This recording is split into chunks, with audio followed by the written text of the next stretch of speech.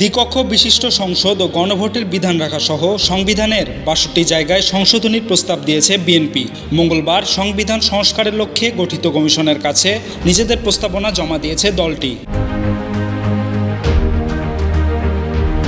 সংবিধান সংস্কারের দলের প্রস্তাবনাগুলো তুলে ধরতে এদিন সংসদ ভবনে যায় বিএনপির একটি প্রতিনিধি দল, যার নেতৃত্বে ছিলেন দলের স্থায়ী কমিটির অন্যতম সদস্য সালাউদ্দিন আহমদ।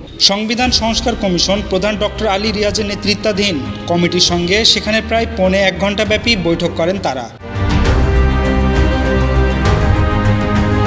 বৈঠক শেষে বেরিয়ে সাংবাদিকদের মুখোমুখি হয়ে বিএনপি নেতা সালাউদ্দিন আহমদ বলেন, বিএনপির প্রস্তাবনায় ব্যালেন্স অফ পাওয়ারের কথা বলা হয়েছে। সংস্কার কমিটি সুপারিশ চূড়ান্ত করে সরকারকে দেবে, তারপর নির্বাচিত সরকার এসে এসব সংশোধন করবে। তিনি বলেন, দ্বিকক্ষ বিশিষ্ট সংসদ ও গণভোটের বিধান রাখার প্রস্তাব ছাড়াও বিএনপির উল্লেখযোগ্য প্রস্তাবনাগুলোর মধ্যে আছে যেন পরপর ২বারে বেশি কেউ প্রধানমন্ত্রী না হতে পারে, ক্ষমতার বিকেন্দ্রীকরণের স্বার্থে যেন উপপ্রধানমন্ত্রী ও উপরাষ্ট্রপতি পদের বিধান অন্তর্ভুক্ত করা হয়।